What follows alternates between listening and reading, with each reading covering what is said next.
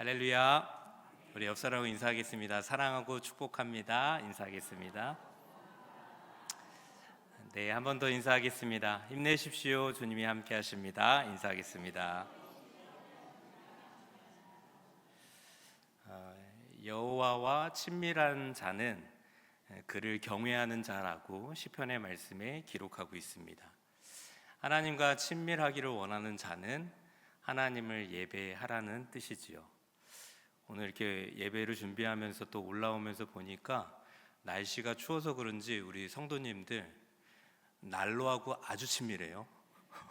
네, 난로 옆에 붙어가지고 막 이 차가움을 또 추위를 달래고 계시는데, 오늘 하나님께 영광 올려드리는 이 예배가 하나님을 향한 열정의 예배, 그 뜨거운 예배를 통하여서 하나님과 더욱더 친밀할 수 있는 귀한 믿음의 시간이 되기를 소망하겠습니다. 오늘 함께 봉독한 말씀을 중심으로 고된 노동 속에 감춰진 주님의 섭리라는 제목으로 함께 말씀의 은혜를 나누도록 하겠습니다. 창세기부터 말라기까지는 구약 성경입니다. 구약 성경 39권의 말씀에서는 참 신기하고도 또 우리가 가히 생각하지도 못할 만한 사건들과 그 인물들이 기록되어 있습니다. 다양한 인물들을 통하여서 하나님께서는 다양한 사건을 성경을 통해서 우리에게 말씀해 주시는데, 그 중에서 성경적으로 모든 사건들이 다 의미가 있겠지만 그래도 우리가 쉽게 경험하지 못하는 사건들, 그리고 와, 어떻게 이런 일이 있을 수 있지? 라고 감탄을 표현할 수 있게 하는 사건들이 몇 가지 있습니다. 그 첫 번째 사건은 바로 천지창조의 사건이죠. 어떤 인간도 그냥 언어로 이해할 수 없는 사건입니다. 하나님께서 말씀 한마디로 이 땅을 창조하셨다라는 사건으로부터 하나님의 말씀 성경은 시작합니다.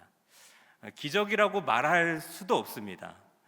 기적, 물론 인간이 할 수 없는 것을 기적이라고 하지만은 어떻게 말 한마디로 이 땅을 창조할 수 있을까라는 생각을 하기 때문에 기적이라는 표현밖에 없는 것이지, 사실 그 넘어서의 표현이 있다면 그 표현으로 우리는 천지 창조를 아마도 표현할 것입니다.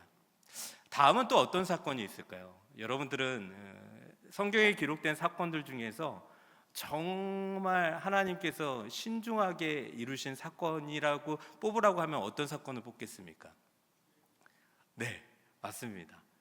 문장로님이 항상 대답을 정확하게 잘해 주셔서 감사합니다. 마치 제 설교 본문을 이미 보고 계신 듯한 느낌이 있는데요, 저도 마찬가지입니다. 출애굽 사건이 아주 의미 있는 사건이라고 생각합니다. 여기서 퀴즈 하나 드리겠습니다. 천지창조 사건은 창세기 몇 장에 나오죠? 네, 얼추 1, 2장에 나옵니다.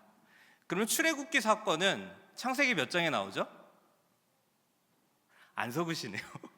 네, 출애굽기 사건은 당연히 출애굽기 말씀, 창세기 다음에 나와 있는 출애굽기에 나옵니다. 그런데 이 출애굽기 사건을 잘 이해하기 위해서는 우리 담임 목사님께서 새벽 예배 때 출애굽기 말씀을 가지고 설교하시면서 하셨던 말씀인데, 사실 출애굽기 1장 1절의 말씀이 어떤 단어로 시작되냐면 야곱이라는 단어로 시작되는데, 사실 히브리어 원어 출애굽기 말씀에서는 야곱으로 시작되지 않고 그리고라는 단어로 시작됩니다.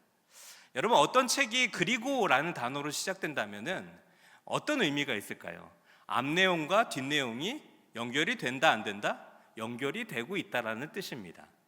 그래서 출애굽기 사건은 출애굽기 말씀에 기록되어 있긴 하지만 이 출애굽기의 사건을 잘 이해하기 위해서는 바로 창세기에서부터 이 말씀들을 쭉 연결해서 묵상되어질 때 온전한 출애굽기 사건을 이해할 수 있게 된다는 뜻이죠.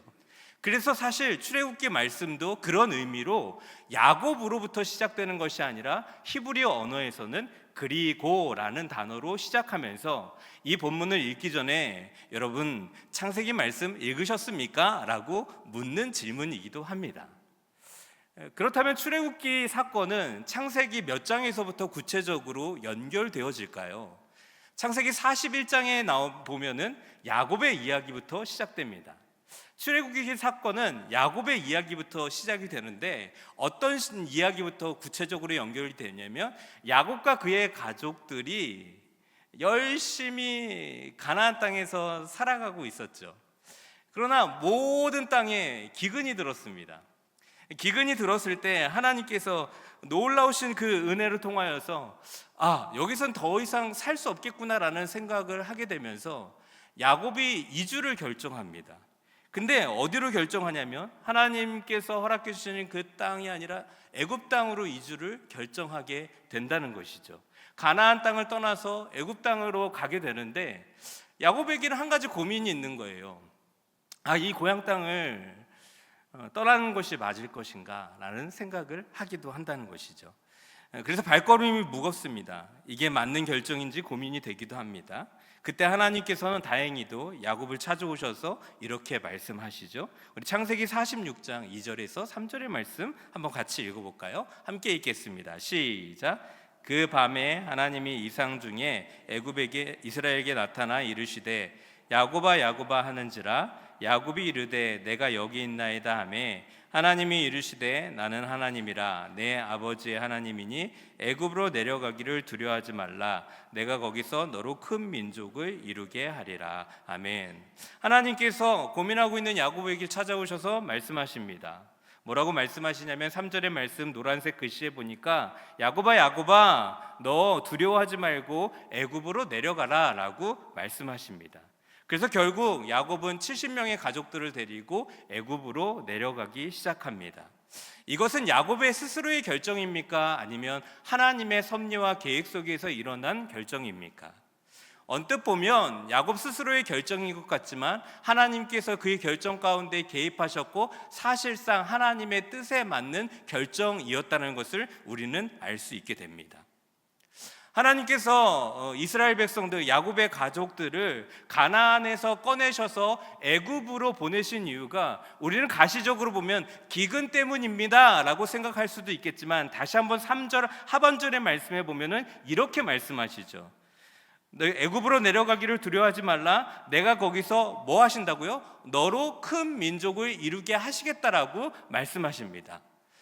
그러니까 하나님께서 야곱의 가족들 이스라엘 백성들을 가나안에서 빼셔서 애굽으로 넣게 하시는 그곳으로 이주하게 하신 이유가 눈에 보기에는 기근 때문이긴 하지만 하나님의 의도에는 더 깊은 뜻이 있었는데 큰 민족을 이루시는 것이 그것의 목적이었다는 것을 알게 됩니다. 그래서 하나님의 뜻에 따라 야곱은 모든 가족들을 데리고 애굽으로 갑니다. 애굽에 들어갔을 때 이스라엘 백성들, 야곱의 가족들은 애굽에서 하나님의 뜻에 맞게 왔으니까 참 삶이 기뻤겠죠. 감사했겠죠. 우리가 기근을 피했어 라는 마음을 가지고 애굽에 도착했습니다. 그러나 그들의 예상과는 다르게 이들이 애굽에 도착했을 때 이들에게 주어진 선물은 무엇이었을까요? 우리 출애굽기 2장 23절의 말씀 함께 읽겠습니다. 함께 읽습니다. 시작. 여러 해 후에 애굽 왕은 죽었고 이스라엘 자손은 고된 노동으로 말미암아 탄식하며 부르짖으니 그 고된 노동으로 말미암아 부르짖는 소리가 하나님께 상달된지라. 아멘. 애굽에 도착했습니다. 열심히 살아가기를 소망했죠. 그러나 애굽에 도착했을 때 그들에게 펼쳐진 상황은 애굽의 노예로서의 삶을 통해서 고된 노동으로 말미암아 늘 울고 탄식하며 약 430년 동안의 노예 생활이 진행되고 있었다는 것입니다. 여러분 430년 동안 그들은 하나님의 계획 안에서 애굽으로 이주해 왔지만 그들이 하나님으로부터 받은 선물은 학대요, 착취와 괴롭힘과 인간 이하의 취급, 이것을 통하여서 비참하고 처참한 삶을 1년도 아니고 2년도 아니고 430년 동안 살아가게 됩니다. 야곱의 스스로의 결정이 아니었습니다. 하나님의 계획하심과 하나님의 인도하심이 있었음에도 불구하고 이런 삶이 펼쳐지고 있다는 것이죠. 이때 이스라엘 백성들이 할 수 있는 것이 무엇이었을까요? 하나님께 부르짖는 것이었죠. 오늘 본문의 말씀이죠. 우리 출애굽기 2장 23절에서 25절의 말씀 함께 읽어보겠습니다. 함께 읽습니다. 시작. 여러 해 후에 애굽 왕은 죽었고 이스라엘 자손은 고된 노동으로 말미암아 탄식하며 부르짖으니 그 고된 노동으로 말미암아 부르짖는 소리가 하나님께 상달된지라. 하나님이 그들의 고통의 소리를 들으시고 하나님이 아브라함과 이삭과 야곱에게 세운 그 언약을 기억하사 하나님이 이스라엘 자손을 돌보셨고 하나님이 그들을 기억하셨더라. 아멘. 여러분 23절에서 25절의 말씀을 동사를 중심으로 한번 살펴볼까요? 23절의 말씀에서 이스라엘 백성들이 애굽 땅에 들어가서 고된 노동이 있을 때마다 어떻게 했습니까? 탄식으로 하나님께 부르짖었다라고 이야기합니다. 그랬더니 하나님께서 그들의 부르짖음이 하나님께 상달되었습니다.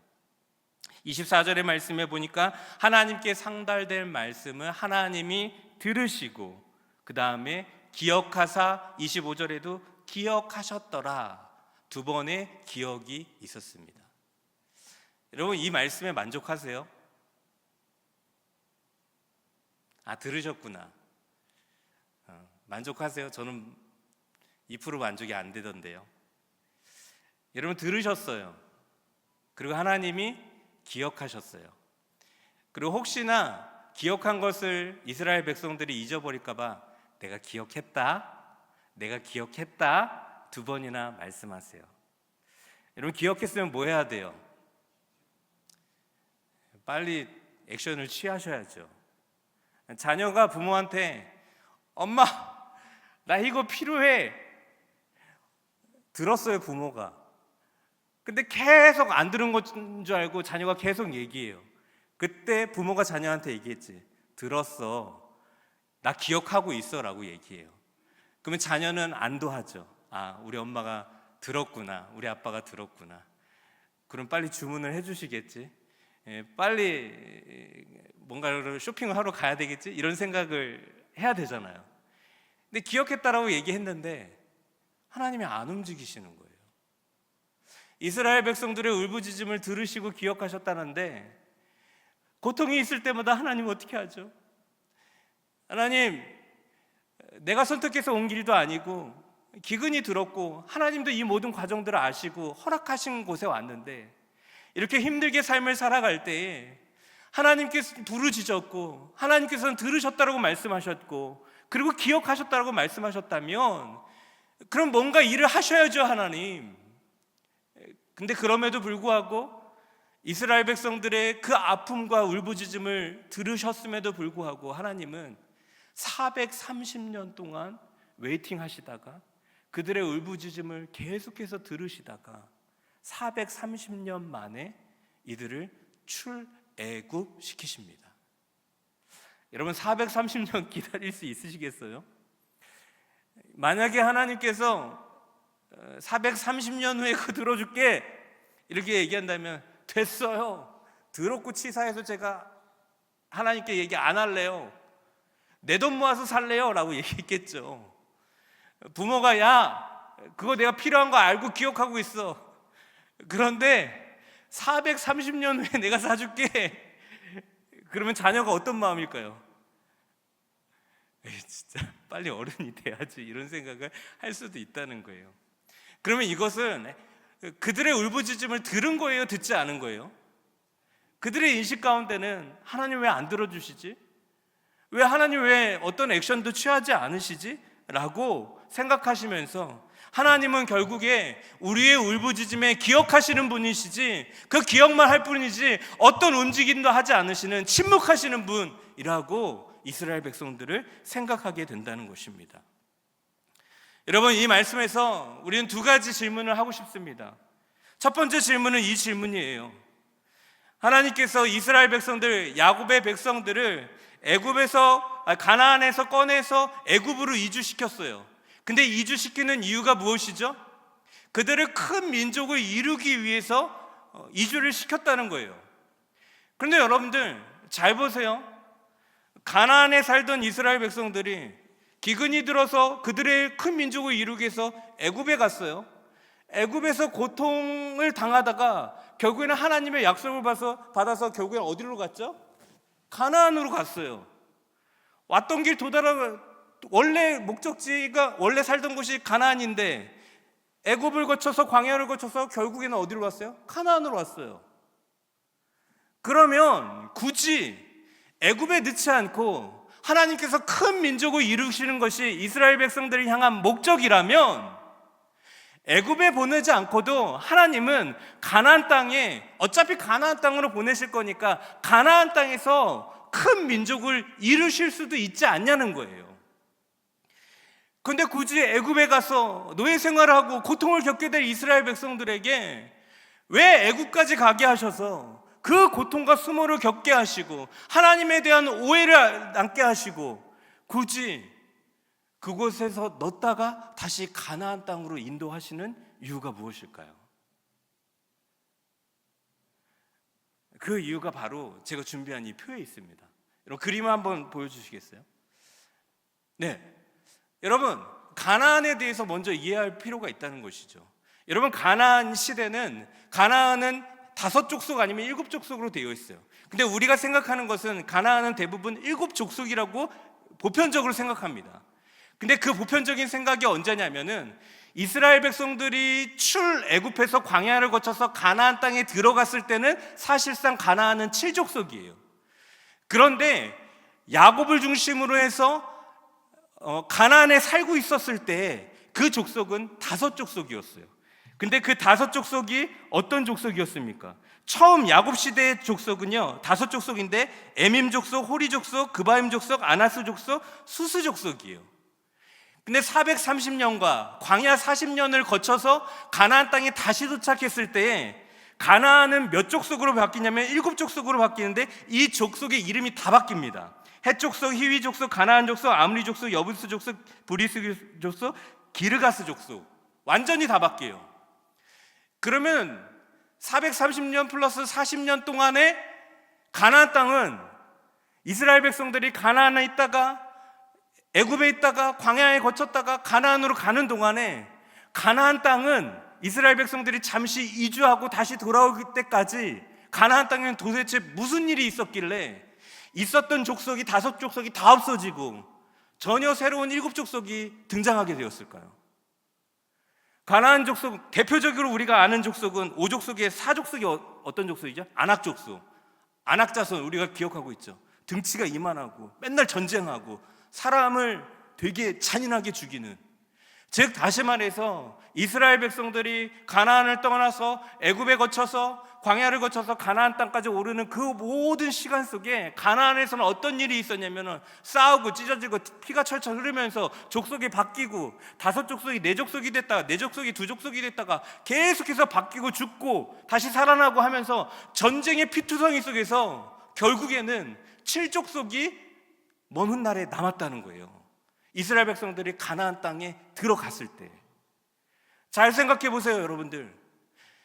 이스라엘 백성들이 가나안 땅에 살고 있을 때, 계속 살고 있었다면 어떻게 됐을까요? 가나안 족속들에게 맞고 전쟁에서 피할 수 없고, 이스라엘 백성들은 무기도 없고 전쟁을 할 수도조차도 없는 백성들인데, 가나안 땅에서는 엄청난 고통과 고난과 그런 수모를 통하여서 그들의 정체성을 완전히 다 잃어버리고 가나안 족속 안에서 살게 된다는 거예요. 하나님께서는 그걸 아셨겠죠. 그래서 하나님께서는 이스라엘 백성들을 가나안 땅에 가만히 놔뒀다면은 큰 민족을 이룰 수 있어요, 없어요? 다 죽거든요. 얘네들 안 되겠다. 그래서 보여지는 한 가지 현상이 뭐예요? 기근이에요. 근데 기근은 눈에 보이는 현상이었지만 하나님의 온전한 목적, 그들을 빼내는, 가나안에서 애굽으로 빼내는 목적은 큰 민족을 보호하시고 이끌기 위함이었다는 거예요. 왜냐하면 그들을 계속해서 가나안 땅에 놓았을 때는 절대적으로 큰 민족을 이룰 수 없고 가나안 족속과 섞여가지고 이스라엘 족속들은 다 죽고 자신의 정체성들이 가나안 족속인지 이스라엘 백성들인지, 그래갖고 민족은 늘어나긴 늘어났는데 순수 혈통의 이스라엘 백성들이 아니라 가나안 잔인함으로 가득 찬 가나안 족속들과 섞일 수 있기 때문에 하나님께서는 그들을 가나안 땅에서 쭉 인형 뽑기에서 뽑듯이 쭉 잡아갖고 뽑아가지고 어디에다 딱 내려놔요? 애굽 땅에다 딱 내려놓는 거예요. 그러면 여러분들, 하나님께서 이스라엘 백성들이 애굽 땅에 갔을 때 430년 동안 아픔을 겪고 노예 생활을 하면서 그곳에 갔던 그 모든 과정이 하나님의 실수예요? 우연이에요? 저주예요? 심판이에요? 아니죠. 하나님께서는 가나안에서 이스라엘 백성들을 애굽으로 보내시면서 그들을 지키고 계셨고 보호하고 계셨다는 거예요. 두 번째 질문이에요. 그러면 거기까지는 이해됐어요. 그래서 애굽까지 갔으면 차라리 좀 평안하게 살아야 되는데 왜 굳이 430년 동안 하나님께서는 바로 응답도 안 하시면서 이스라엘 백성들을 그렇게 고통을 겪게 했을까요? 여러분, 창세기 말씀에 보면은 애굽 사람들이 이스라엘 백성들을 가증히 여겼다라고 이야기해요. 그러니까 이 말은 어떤 말일까요? 이제 이스라엘 백성들이 가나안 땅에 기근이 들어서 애굽에 왔을 때, 딱 도착했을 때 애굽 사람들이 이스라엘 백성들을 보면서 니네들이 왜 와? 그러면서 가증히 여겼다는 거예요. 이 가증히 여김을 통하여서 뭐가 시작돼요? 고통이 시작되고 착취가 시작되고 노예의 일상이 시작됩니다. 그러면 이스라엘 백성들은 어떤 생각이 들었을까요? 애굽에 살면서 싸워서는 절대 이길 수 없고 여기서 언제쯤 나갈 수 있지? 나 여기서 살기가 너무나도 힘든데? 하면서 하나님께 부르짖기 시작하는 거예요. 근데 여러분, 반대로 이스라엘 백성들이 애굽 땅에 들어왔을 때 애굽 사람들이 이스라엘 백성들을 가증히 여기지 않고 어서 오세요, 기다렸어요, 우리가 여러분들을 사랑해 줄게요, 우리 같이 한번 잘 살아보세 했다면 어떻게 됐을까요? 이스라엘 백성들은 애굽 사람들과 섞여가지고 잘 먹고 잘 살았을 거예요. 그러나 이스라엘 백성들은 하나님의 정체성을 완전히 잃어버렸을 거예요. 여러분, 왜 이스라엘 백성들이 하나님의 선하신 뜻 안에서 애굽으로 갔을 때 그렇게 430년 동안 고통과 노예 생활을 해야만 했을까요? 하나님은 왜 그 일을 하면서 침묵하고 계셨을까요? 진짜 아무 일도 안 하신 걸까요? 보여지는 것은 아무 일도 안 하셨지만 사실 하나님은 일하셨죠. 어떤 일을 하셨을까요? 애굽에게 고통을 받으면서 애굽에게 가증히 여김을 받으시면서 하나님께서는 이스라엘의 이스라엘됨을 보호하시고 지키고 계셨다는 거예요. 하나님의 섭리, 그 하나님의 은혜 안에서 응답하지 않음을 통하여서 하나님은 응답하고 계셨고, 그들을 보호하지 않는 것 같이 보였지만 보호하지 않는 것으로 그들을 보호하고 계셨다는 것이죠. 애굽이 이스라엘을 하찮게 여기게 하심으로 이스라엘의 순전함을 하나님께서는 지키시고 보호하고 계셨다는 거예요. 여러분, 하나님께 기도했는데 응답되지 않은 것이 있다면 응답되지 않은 것으로 응답해 주신 줄 믿습니다. 만약에 응답해달라고 기도했는데 하나님이 응답해 주시지 않았는데 혹여나 응답되어진다면 큰일을 알 수도 있기 때문에 때로는 응답해 주시지 않음을 통하여서 내 기도가 얼마나 위험한 기도인지를 알기 때문에 하나님께서는 응답해 주시지 않음을 통하여서 응답하신다는 거예요. 우리가 이 땅에 살아가면서 하나님의 보호하심을 전혀 받고 있지 않는다는 느낌과 고통과 하나님의 살아계심이 전혀 느끼지 않는 상황 속에 있을 때 하나님 저를 보호하고 계십니까? 제 부르짖음에 응답하고 계십니까? 라고 430년 동안 기도했지만 눈에 보이기에는 하나님께서 침묵하고 계시는 것 같겠지만 그 침묵 속에는 보호하지 않으심을 통하여서 우리의 인생을, 이스라엘 백성들을 애굽에서 보호하고 계셨다고요. 이게 하나님의 섭리예요. 고통과 고역 속에서 하나님께서 역사하시고 우리를 보호하시고 지키시는 하나님의 이해되지 않는 섭리라고요.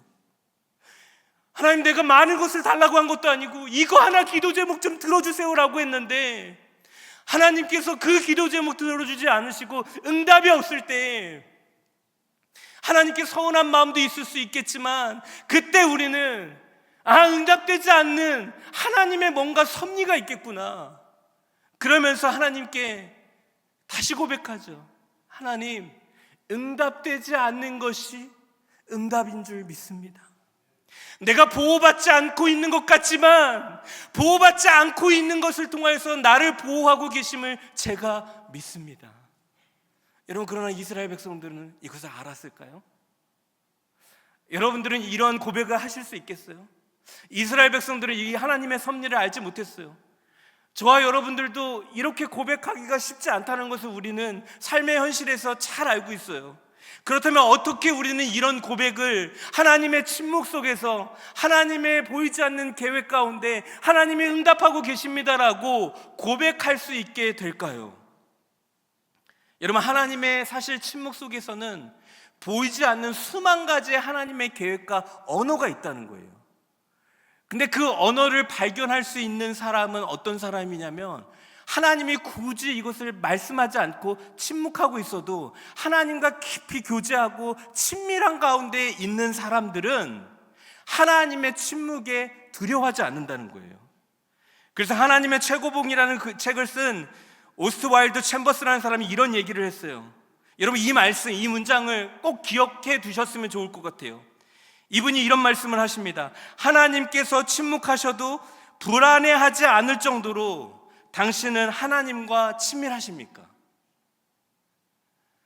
하나님이 침묵하신다 할지라도 이 침묵 속에는 하나님이 직접 말씀을 하지 않으셔도 그 침묵 가운데 하나님의 수만 가지 언어와 수만 가지 계획이 있다는 거예요.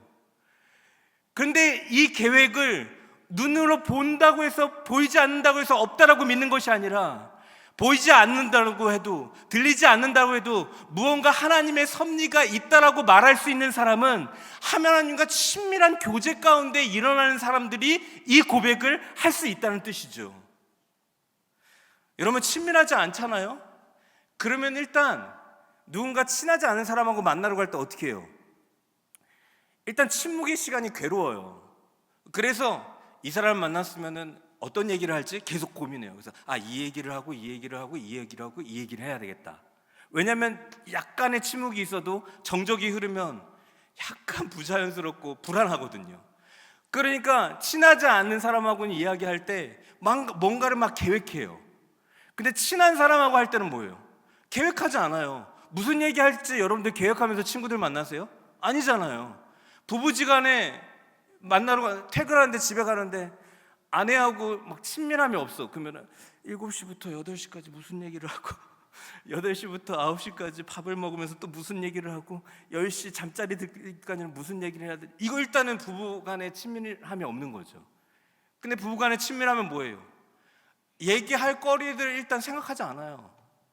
같이 그냥 가만히 소파에 앉아서 이렇게 있다가 밥 먹을 때 되면 서로 같이 밥 먹고, 그리고 굳이 어떤 얘기를 하지 않아도 옆에서 남편이 뉴스를 보다가 어떤 정치인을 막 뭐라고 하면은 그냥 그거에 맞춰서 같이 모르게 얘기해주면서 주거니 받거니 하면서 이야기를 하는 관계는 결국에는 친밀한 관계예요, 친밀하지 않은 관계예요?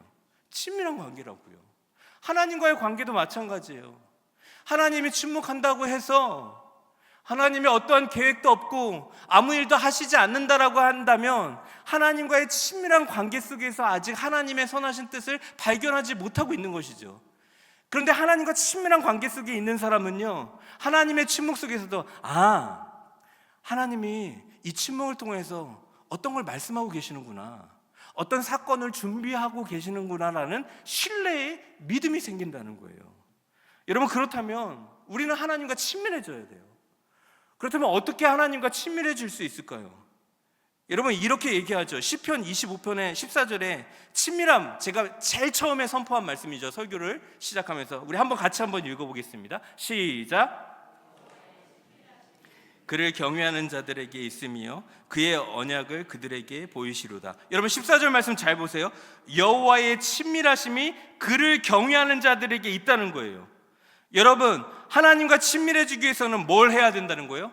경외함이 있어야 된다는 거예요. 그러면 이 경외함이 회복되면 뭘 볼 수 있어요? 마지막 흰색 글씨지만 같이 한번 읽겠습니다. 시작. 그의 언약을 그들에게서 보이시리로다. 할렐루야. 하나님과 친밀하기 위해서는 경외함이 필요해요. 그래서 경외를 가지고 하나님과 친밀해지면 하나님이 굳이 말씀하시지 않아도 그 속에, 침묵 속에 약속하신 말씀, 계획들을 발견하게 된다는 거예요. 자, 그러면 여러분들, 경외, 하나님과 친밀해질 수 있는 방법이 경외인데, 경외는 구체적으로 뭘까요? 여러분, 경외가 한문이잖아요. 찾아보니까 공경할 경, 두려워할 외. 그러니까 하나님을 경경하는데 두려워하는 마음으로 하나님을 찬양하고 예배하고 경외하라는 거예요. 근데 이 두려워하는 마음이 하나님을 무서워하라 이런 뜻도 있지만 약간 그냥 두려움 자체하고는 좀 뜻이 달라요. 경외는 두려움의 요지가 있긴 있지만 그 두려움의 어떤 주체가 다르다고요.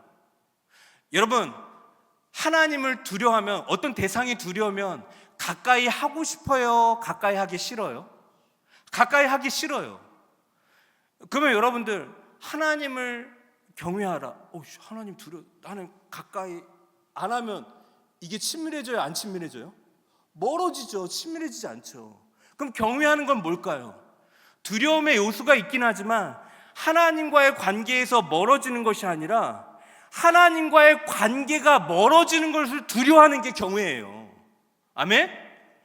그러니까 그냥 두려워하면 나 저 사람 너무 무서워, 나 저 사람 피해가야지, 이게 두려움인데 경외는 그게 아니라 하나님, 제가 하나님과 가까이 하는 게 멀어지는 것이 너무나도 두렵습니다. 그래서 제가 늘 이 예배를 통해서, 찬양을 통해서, 기도를 통하여서 늘 하나님과의 거리를 조정하고 가까이 가고 점검하면서 주님께로 한 발 더 가까이 나아가기를 소망합니다. 이게 하나님의 친밀함의 경외라는 거예요. 그래서 야고보서 4장 8절의 말씀에 친절하게 이렇게 얘기해요. 우리 야고보서 4장 8절의 말씀 한번 읽어보겠습니다. 시작. 그래하면 너희를 가까이 하시느냐. 예, 거기까지요. 여러분, 하나님을 가까이 하라, 경외하라는 거예요. 그러면 하나님께서 너희를 가까이 하신다는 거예요. 여러분, 이 말을 오해하면 안 돼요. 내가 하나님을 가까이 하면 하나님도 나를 가까이 하시겠구나, 이 뜻이 아니에요. 그럼 어떤 뜻일까요? 하나님은 늘 여러분들 가까이 계세요. 근데 왜 그 가까이 계시는 하나님을 우리가 발견하지 못할까요? 하나님을 경외하는 마음이 없거든요. 근데 하나님을 경외하는 마음이 있으면, 딱 생기면 옆에 계신 하나님을 발견하게 된다는 거예요. 여러분, 이스라엘 백성들이 애굽에서 430년 동안 노예 생활을 할 때 하나님이 애굽에 계시지 않고 가나안 땅에 계셨을까요? 저 다른 땅에 계셨을까요? 하나님은 어디에 계셨을까요? 우리 창세기 46장 4절의 말씀 한번 같이 읽어보겠습니다. 함께 읽겠습니다. 시작. 애굽으로 내려가겠고 반드시 너를 인도하여 다시 올라올 것이며 요셉이 그의 손으로 내 눈을 감기리라 하셨더라. 여러분, 4절의 말씀 뭐라고요? 내가 너와 함께 어디로 내려간다고요? 애굽으로 내려간다는 거예요. 그러니까 이스라엘 백성들이 가나안 땅에 있을 때, 기근이 들어서 큰 민족을 이루기 위해서 애굽 땅으로 내려갈 때 이스라엘 백성들만 내려간 것이 아니라 하나님도 이스라엘 백성들과 같이 내려갔어요. 그리고 이스라엘 백성들이 출애굽할 때, 광야를 걸을 때 하나님은 어디 계셨어요? 가나안 땅에 계셨어요? 애굽에 웨이팅하고 계셨어요? 아니요. 이스라엘이 걷는 곳곳마다 광야에서 불기둥과 구름기둥으로 만나와 메추라기로 늘 함께 하시면서 그들을 먹이시고 살피시고 인도하셨다고요. 그런데 이스라엘 백성들에게는 그럼에도 불구하고 하나님을 향한 친밀함이 없었어요. 왜 그럴까요? 하나님은 여전히 여기 계시는데 그들의 마음 가운데는 하나님을 경외하는 마음이 없었다는 거예요. 하나님을 가까이 하시면서 하나님의 임재를 더 소망하고 어떻게든 가까이 하려고 노력하고 노력했을 때 결국에는 그 노력을 통하여서 하나님이 내 옆에 계시고 하나님이 나를 안고 계시고 하나님이 애굽에서 430년 동안 노예 생활을 할 때 애굽이 이스라엘 백성들을 사랑하지 않게 하심을 통하여서 하나님은 그들을 지키시고 보호하고 계셨다는 것을 경외함을 통하여서, 친밀함을 통하여서 이 믿음의 고백으로 견디고 이길 수 있었다는 것이죠. 여러분, 하나님을 가까이 하시기 바랍니다. 늘 예배를 통하여서 하나님과의 거리가 얼마나 가까워졌는지, 하나님과의 거리가 얼마나 멀어졌는지를 점검하시면서 하나님과의 거리가 멀어졌구나. 요즘에 기도를 해봐도 하나님과의 관계가 멀어진 것 같아서 더 기도하기를 원하는 것이죠. 그래서 기도하기를 막 작정하면 어떻게 해요?